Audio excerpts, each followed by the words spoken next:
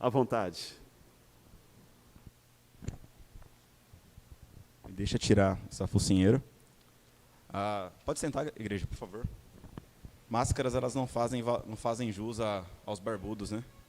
Tinha que fazer uma máscara transparente pra gente. Du, traz o note para mim, por favor. Me ajuda com isso, por gentileza.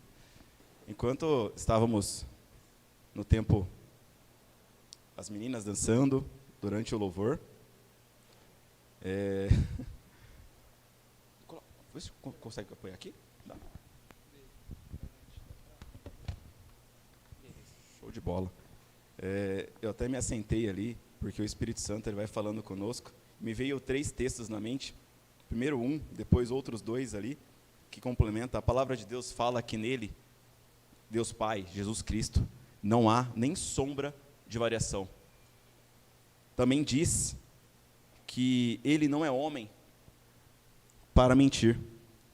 Um outro texto, um terceiro, são 4, desculpa, que vem na minha cabeça, diz que céus e terra passarão, mas a palavra de Deus, aquela inspirada, e que ele mesmo atua para guardar, para preservar. Não sei se vocês sabiam, mas na arqueologia não há nenhum outro item arqueológico que tenha mais cópias do que a Bíblia. O segundo colocado, tipo, a Bíblia tem 1.500 achados, mais ou menos, das escrituras. No hebraico, no aramaico e no grego. O segundo colocado tem 300. Não tem nem como comparar. Deus ele tem cuidado para sustentar essa palavra a ponto de nenhuma vírgula dela ser alterada. E todos esses 3 textos me fazem uma conclusão interessante. Salmo 133, é um dos meus salmos preferidos. Fala, ó, quão bom e quão suave é que os irmãos vivam em comunhão. E eu tenho tido o prazer de trabalhar aos domingos aqui. Mas, gente, essa atmosfera, pastor, me diga, Cris, por favor, me desminta. Nós não temos encontrado nos cultos que essas cadeiras estão vazias. Igreja sem membro é um prédio. E membros sem igreja também é uma casca vazia. Agora, quando os dois estão juntos, é extraordinário, é sensacional. Que bom é tê-los aqui e que bom é adorarmos o Senhor juntos. Vou soltar o microfone um pouquinho, só para soltar a senha do meu notebook.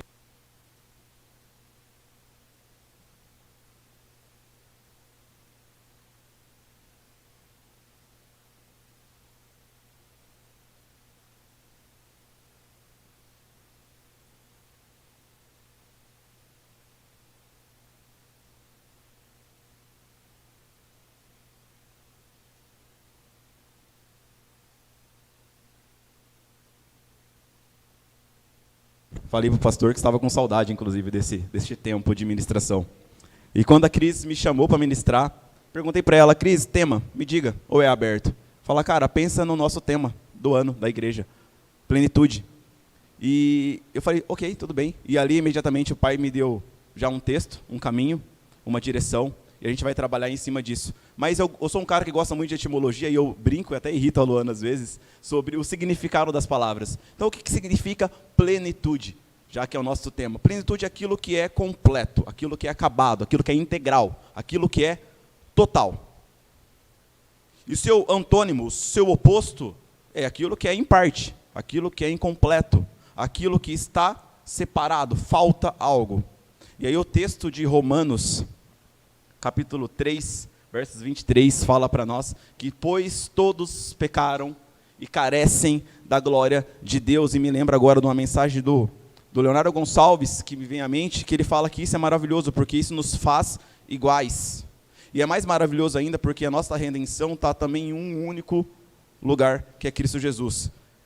Posto isso, o nosso texto base, eu vou trabalhar um pouco, um texto que vocês conhecem, um texto famoso, vou falar sobre o Êxodo, sobre o período que os israelitas, ou os hebreus, caminharam no deserto, até chegar à terra prometida, até chegar a Nova Jerusalém, até chegar à terra de Canaã. E está ali, se vocês quiserem me acompanhar, tudo bem, se não, fica à vontade, tá? O primeiro texto está em Êxodo 16, capítulo 16, verso 35, que fala o seguinte, e comeram os filhos de Israel maná 40 anos, até que encontraram em terra habitada. comeram maná até que chegaram aos limites da terra de Canaã. 40 anos naquele período. O texto um pouco mais avançado, mais para frente, em Números 14, verso 34, fala o seguinte: segundo o número dos dias em que os espiões que Moisés enviou à terra de Canaã, segundo os dias em que os espias estiveram na terra, 40 dias, cada dia representando um ano, levarei sobre vós as vossas iniquidades 40 anos e tereis experiência do meu desagrado. E aqui eu já apresento para vocês um primeiro cenário, que é o cenário da incompletude, é o cenário aquele que falta, é o cenário do distanciamento, é o que Romanos fala para nós no capítulo 3, versos 23, todos pecaram e foram destituídos, foram separados, foram desligados da graça de Deus, da presença de Deus, e este é um cenário. Moisés tinha mandado aqui 12 espiões para a terra, para que averiguasse o que ali tinha, se de fato emanava leite e mel, para ver qual era o poderio militar daquele povo. E eles passaram 12 dias lá e voltaram. Desses 12, 10 falou: cara,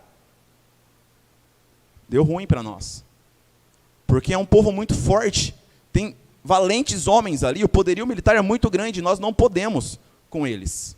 Mas 2, Caleb e Josué, falaram: não, galera, calma, essa terra é prometida a nós, a Deus, a Abraão se estende a nós, e nós tomaremos posse, mas calma, essa segunda parte de tomar posse, eu vou ficar só no final. Antes disso, eu quero só dar um dado interessante. Pastor, o senhor sabe, dos estudos que o senhor tem feito, qual era a distância do Egito até Canaã? De surpresa, tá? Não? Era uma distância de cerca de 200 quilômetros, um pouco mais para além ali de Osasco, São Paulo. Eram 600 mil homens que saíram do Egito, sem contar mulheres e crianças. Aproximadamente 2,5 milhões de pessoas. Aí tu pode pensar, cara, 2,5 milhões de pessoas para uma viagem de 200 quilômetros, até faz um pouco de sentido ter demorado tanto. Eu fiz algumas pesquisas, alguns especialistas de guerra dizem que mesmo com um plantel tão grande de pessoas, essa viagem duraria cerca de 40 dias. Então, por quê? O que acendeu a ira de Deus para que os hebreus passassem 40 anos e não 40 dias naquele deserto? O que fez estender tanto esse sofrimento, a ponto de uma geração inteira ser perdida naquele deserto? Por curiosidade, eu coloquei uma localização daqui da nossa igreja e coloquei a da minha casa. Dá cerca de mais ou menos 5 quilômetros. 5 quilômetros e 100 metros, uma variaçãozinha ali. Se o povo andasse esses 5 quilômetros por dia, eles chegariam na Terra Prometida em 40 anos, ou em 40 dias, não 40 anos. Só 5 quilômetros por dia. É muito pouco para se andar. E eles passaram 40 anos viajando. E o meu notebook ele vai ficar me traindo.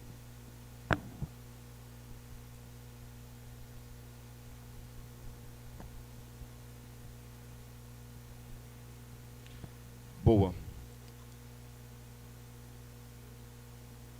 Qual foi a causa de tamanha discrepância entre esse período que eles deveriam ficar no deserto? Se a gente olhar no texto de Números capítulo 14, a gente vai encontrar, e basicamente foi a falta de fé nas promessas, ou nas ordenanças, ou na palavra de Deus. 10 dos 12, daqueles que viram a terra, eles falaram: cara, não rola para a gente conquistar essa terra. E o texto de Números vai falar o seguinte: levantou-se, pois, depois do testemunho daqueles 10 espiões, levantou-se, pois, toda a congregação e gritou em alta voz. E o povo chorou aquela noite. Todos os filhos de Israel murmuraram contra Moisés e contra Arão. E toda a congregação lhes disse: tomara tivéssemos morrido na terra do Egito, ou mesmo aqui, neste deserto. Uma ação tão forte de rebeldia e de falta de fé, de incompletude do povo de Israel, que desencadeou um castigo para eles, e é o texto que nós lemos em Números 34, segundo Números dos dias, que espiastes a terra 40 dias, para cada dia representado 1 ano, e daí 40 anos no deserto. Deus tinha trazido uma promessa, eles estavam sobre promessa, e frente à primeira tribulação, ou uma das primeiras, não, é a primeira, que já estava no final da viagem, mas diante de uma tribulação, eles negaram tudo que lhes trouxe até ali. Veja, a gente vai olhar nos textos e houve coluna, uma nuvem para protegê-los do sol e também para os guiar. Houve também uma coluna de fogo à noite, estavam no deserto, a temperatura chega a menos 5 graus. Houve então a coluna de fogo para mantendo eles no caminho e esquentá-los. Houve o maná, houve água de pedra. E antes disso, 10 pragas. Mais ainda, o Mar Vermelho. Quão grandes maravilhas essa galera viu. E ainda assim lhes faltaram fé. Cara, vou usar o exemplo do Senhor de novo. Eu tenho plena confiança no meu pastor. Se ele falar para mim, cara, vai, eu vou. Mesmo um cara chato e crítico como eu vou. Agora veja, o que ele fez para merecer tamanha confiança? E merece, mas não é aos pés, não chegará nunca aos pés daquilo que o Senhor fez para os hebreus. E esses caras não estavam com medo. Cara, o Deus que abriu um mar, ele não vai colocar abaixo os muros de Jericó? Ele não vai derrotar esse exército?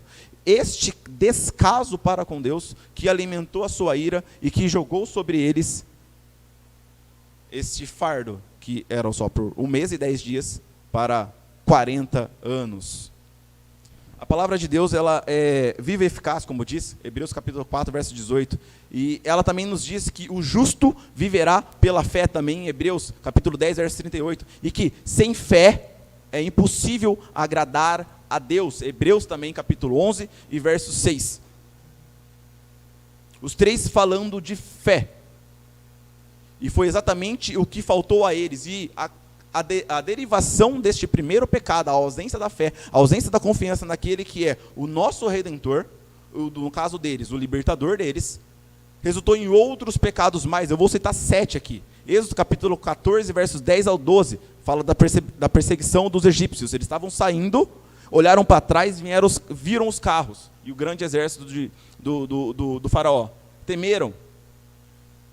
Êxodo capítulo 15, versos 22 e 24, a murmuração por falta d'água. A sequência, Êxodo capítulo 16, versos de 1 ao 3, murmuração por falta de comida, aí receberam maná. Êxodo 16, 19 e 20, acabaram de receber o maná e eles murmuram mais ainda. Eles acumularam o maná. A ordem era, cara, pega a medida do dia. E no 6º dia, pega o dobro, porque no 7º tu vai descansar. Alguns, por falta de fé de que, meu Deus, amanhã nós não teremos o alimento, foram e fizeram reserva e deu bicho naquele maná que eles pegou. Segue ainda, Êxodo 17, de 1 ao 4, murmuração por água, lá na a rocha d'água de Refidim. Segue, Êxodo 32, e este é o mais bizarro para mim, é o maior de todos eles. Êxodo 32, versos, um trecho longo, de 1 a 35, que vai falar basicamente do bezerro de ouro. Moisés sobe ao monte para orar, para ter um momento com Deus, e passa ali algum tempo, e eles se veem cegos, eles se veem abandonados, sozinhos. Algo neles faltava, porque o teu líder não estava presente. E ao invés de eles clamar pela volta de Moisés, eles viram para Arão, e Arão, no momento de fraqueza, atende e constrói um bezerro de ouro, para que eles pudessem adorar alguma coisa, um objeto vazio que eles sabiam que era a construção dos homens, que nele mesmo, no bezerro, não havia poder, autoridade nenhuma.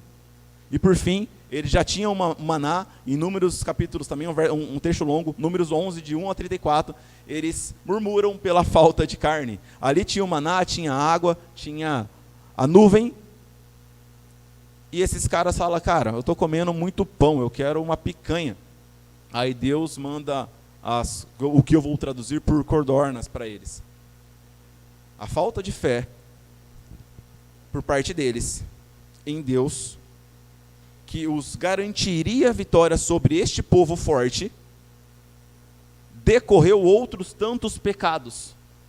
E se nós formos olhar, a palavra de Deus em dado ponto, ele fala que Deus se irou a ele. E esse texto é muito, muito interessante, porque se a gente olhar as características do fruto do Espírito, uma das características é longanimidade, é ter longo ânimo. Quem escreveu isso foi Deus. Quem inspirou esse texto e conservou até nós foi Deus. E este mesmo Deus se irou contra essa galera, tamanho e repetidos pecados por falta de fé que eles estavam cometendo. Ou, que eu quero traduzir para nós hoje, a falta da plenitude. A falta da confiança plena em um Redentor, que para nós é Cristo Jesus, autor e consumador da nossa fé. E veja, se eu estiver dizendo aqui para vocês algum texto escondido, ou algum texto pouco conhecido, mas não, o livro de Êxodo, por mais difícil que seja a tua leitura, todos nós já lemos. O Jesus, nosso Salvador, ser o nosso Salvador, é conhecido de nós. É por isso que somos chamados de cristão. Ele, esse nosso autor e consumador da nossa fé, é conhecido de nós. Mas eu vou reservar isso para o final. Entendo que são necessidades básicas, o comer, o beber, o vestir. Eu estou dando aula às sextas-feiras, às 8 horas, na EBD, de educação financeira. E ali nas nossas discussões, nas nossas conversas, algumas coisas são reveladas. E na primeira aula eu mostrei, pastor, eu mostrei para o senhor também, cerca de 65% dos brasileiros têm dívidas. E cerca de 10% dessa galera não sabe se ou como vai pagar essas dívidas.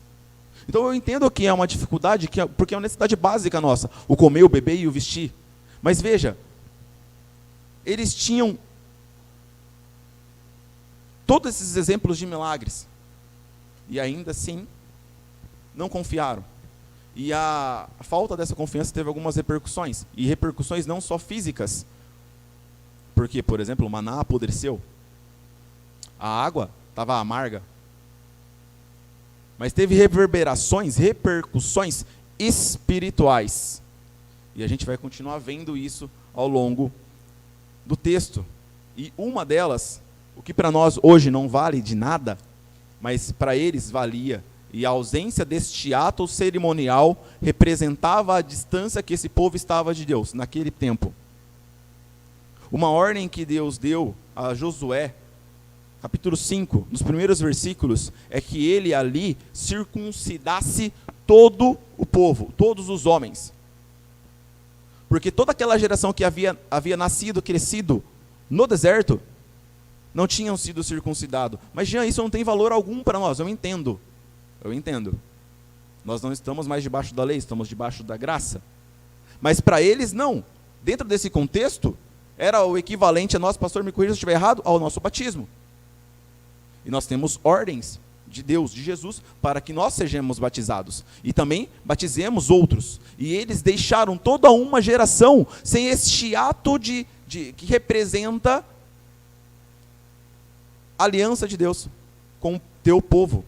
Olha que reverberação espiritual tremenda, gigante, catastrófica, que teve em toda uma geração, por conta de atos de murmuração, por conta de falta de fé, por conta de incompletude, de falta de relacionamento com aquele que é inteiro, é íntegro, aquele que pode simplesmente nos livrar do inferno e garantir nossa vida na eternidade ao lado do Pai. E aqui eu quero começar a mudar a chavinha, que a gente está caminhando já do meio para o final da ministração. Cristo, tem quanto tempo ainda? Eu ia colocar o cronômetro, esqueci do cronômetro. Só para que eu não me perca. Mais 20? Hã? Mais 10? Show de bola, é o tempo que eu preciso. Eu quero mudar a chavinha porque eu tive a oportunidade de ministrar no coração de uma pessoa no trabalho. E ali eu usei de uma frase que talvez possa escandalizá-la, mas eu já tenho reuniões agendadas com ela para fazer, continuar essa parte de ministério no trabalho, de evangelização no trabalho. Mas eu disse para ela que a igreja é um amontoado de pecadores. É um termo bastante vulgar, talvez você se ofenda, se escandalize. Mas não, olha a raiz do problema. Nós somos pecadores, estamos juntos. É um amontoado de pecadores. Talvez nós não murmuremos por falta do maná, mas outras áreas da nossa vida, talvez a gente não esteja depositando fé completa, plena, íntegra e total no nosso Redentor. Já começa a colocar isso na cabeça de vocês. E de novo meu computador me traiu. Só um minutinho.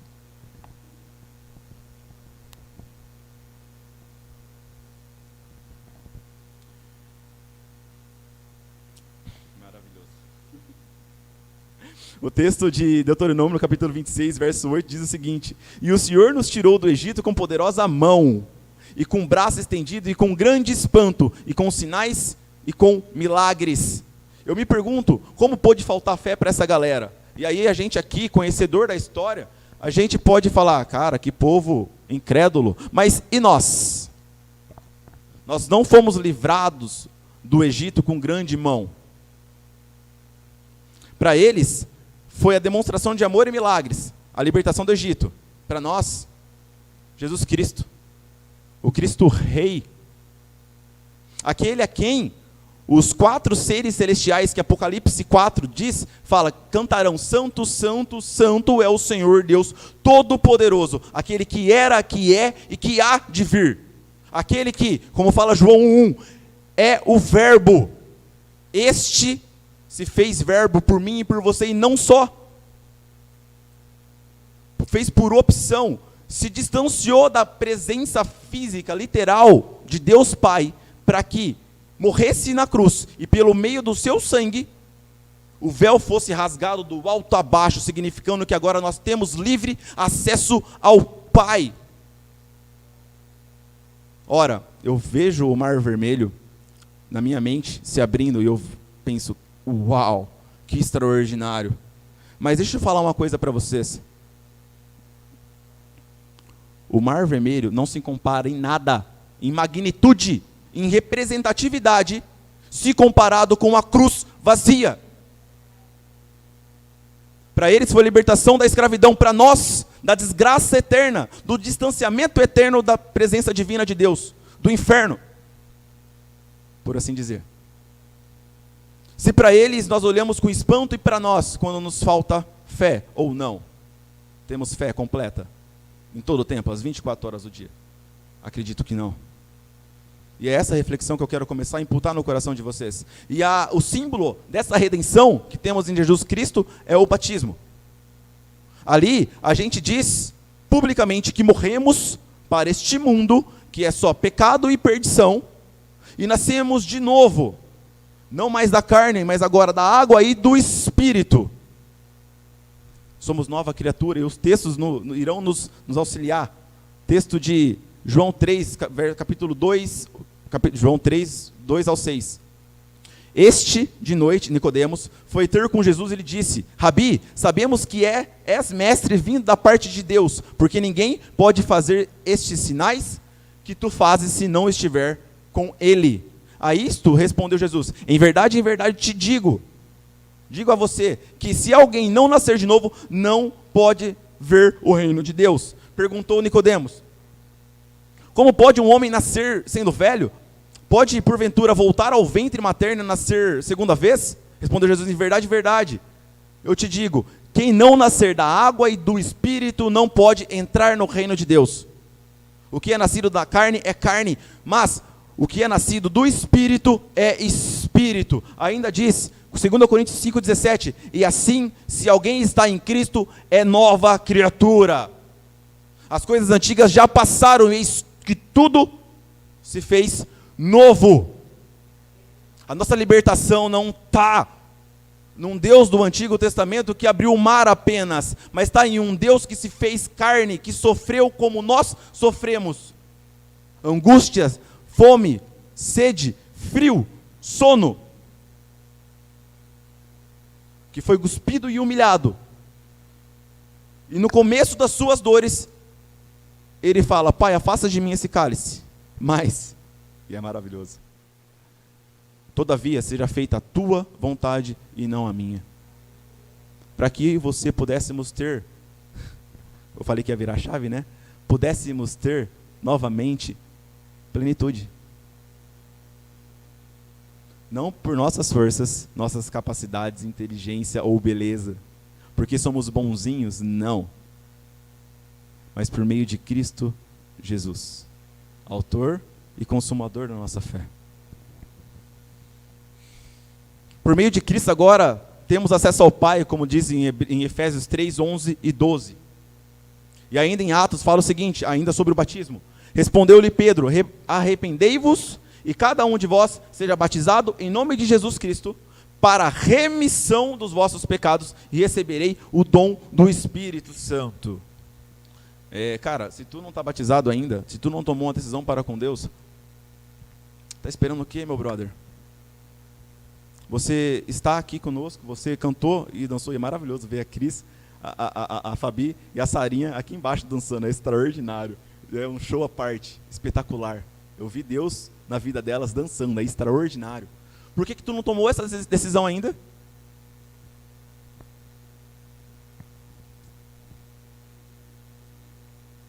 Isso é vital para a vida de um cristão. João 16 fala o seguinte: mas eu vos digo a verdade, convém-vos que eu, Jesus, vá, porque se eu não for, o Consolador não virá para vós outros. Se porém eu for, eu vou-lo enviarei, o Consolador, o Espírito Santo. Quando ele vier, convencerá o mundo do pecado, da justiça e do juízo. Do pecado, porque não creem em mim. Da justiça, porque eu vou para o Pai e não me vereis mais. E do juízo, porque o príncipe deste mundo já está julgado. A gente já joga um jogo vencido. Cartas marcadas. Jesus venceu. Está acabado o plano de redenção. Falta só ele voltar para nos buscar. Ganharemos também o dom da fé, como dito em 1 Coríntios capítulo 12, verso 9. E pela pregação da palavra, manteremos essa fé, como também é dito em Romanos 10, 17. Jean, Jesus foi, o que está dizendo para mim aqui? Jesus foi, e que ele indo, ele mandaria o Consolador, esse Consolador me convenceria do meu pecado, e também receberíamos esse Espírito Santo. E aí nos textos de 1 Coríntios e Romanos, tu diz que a fé é um dom, e ele dará este dom para nós, assim, à medida que buscarmos. E em Romanos 12 também diz, que é pela pregação da palavra que mantemos, que essa fé é alimentada. Meu irmão, você já tem isso. O que está sendo ministrado aqui, se não palavra de Deus? O meu cuidado é que não saia palavra nenhuma da minha boca que seja da capacidade da minha inteligência. Vejam vocês que eu citei mais de 10 textos bíblicos, porque a palavra de Deus ela é viva e eficaz, como eu disse no começo. É ela que sonda o teu coração. O que te convence do teu pecado não é a eloquência das minhas palavras, não é a capacidade narrativa que eu tenho. O que te convence do pecado é o Espírito Santo de Deus. Se fosse o primeiro cenário, que dependeria da minha capacidade narrativa, você ainda poderia resistir, porque eu sou falho. E a minha esposa, minha maravilhosa esposa, sabe que eu gosto de uma boa discussão. Discussão não de briga, tá? Discussão de debater ideias. E eu tenho argumento para várias questões. E eu adoro isso. Mas, veja, o convencimento do teu pecado não depende de mim ou das minhas palavras, mas depende de você abrir o teu coração durinho e quebrantá-lo para que o Espírito Santo de Deus, aquele que veio por conta de Jesus Cristo ter ido embora, está falando na tua vida. Não é para que o pastor ganhe membros, não é para que essa igreja cresça, é para que a tua vida seja restaurada e você agora tenha um relacionamento pleno, completo com Cristo Jesus. E este é o plano de redenção, este é o final do plano de redenção. E aí, para acabar, 1 Coríntios 10, e essa eu não vou fazer ali no meu computador, eu quero abrir e ler com vocês. E eu encerro.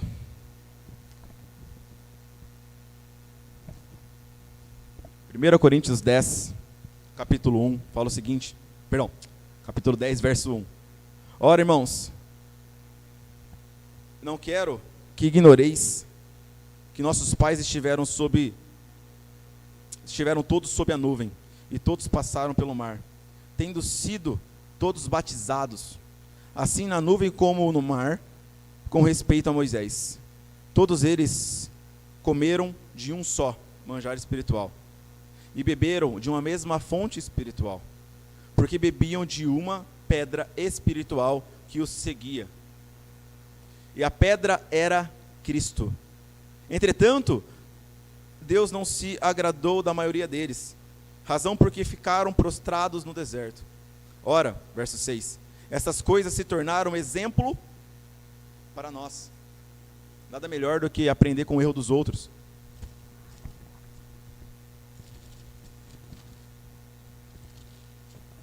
Se tornaram exemplo para nós. Deixa eu ver, verso 6. A fim de que não cobicemos as coisas más como eles cobiçaram. Verso 7. Não vos façais, pois, idólatras como alguns deles, porquanto está escrito, o povo assentou-se para comer e beber, e levantou-se para divertir. Verso 8. E não pratiquemos imoralidade, como algum deles o fizeram, e caíram, num só dia, 23.000. Não ponhamos o Senhor à prova, como alguns deles já fizeram, e pereceram pelas mordeduras das serpentes. Nem murmureis, como algum deles murmuraram, e foram destruídos pelo exterminador. Verso 11. Estas coisas lhe sobrevieram como exemplos e foram escritas para a advertência nossa, de nós outros, sobre quem os fins dos séculos têm chegado. Aquele, pois... Cadê? Aquele, pois, que pensa estar em pé, veja que não caia. Não vos sobreveio tentação que não fosse humana, mas Deus é fiel e não permitirá que sejais tentados além das vossas forças. Pelo contrário, juntamente com a tentação, vos proverá livramento, de sorte que possais suportar.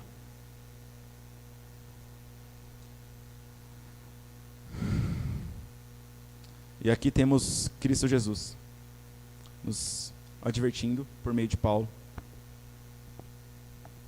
que Ele é a nossa plenitude. Antes, no deserto para os hebreus, e agora, nos nossos desertos diários, por conta dos nossos pecados. Estamos separados da presença de Deus, mas em Cristo Jesus, nós temos, novamente, reconciliação, plenitude, no relacionamento com o Pai. E o que eu tinha para nós, para a igreja, é isso. Espero que o Espírito Santo toque ao teu coração e testifique ao teu espírito a verdade que tu precisa, e Ele sabe muito mais do que eu. E que relacionamentos possam ser restaurados à plenitude, que essa é a vontade do Pai. Que a semelhança de Cristo com Ele, nós também sejamos, por meio de Cristo, um só com Deus Pai. Amém? Eu quero orar. Pastor, baixa a cabeça. Deus, entrego nas tuas mãos, ó Pai, a palavra que o Senhor tinha colocado no meu coração. Peço a Deus que esses coraçõezinhos sejam todos eles como terras férteis, e que no teu tempo essa semente que foi plantada hoje possa ser germinada, possa crescer, possa tornar uma árvore frondosa, como o teu texto diz, e possam dar frutos à medida de 30, de 60 e de 100 por um, ó Pai. E muitas e muitas vidas serão restauradas e se chegarão ao Senhor por meio das vidas que estão aqui hoje, ó Pai. Essa é a minha oração e eu oro crendo em Ti, Jesus. Amém.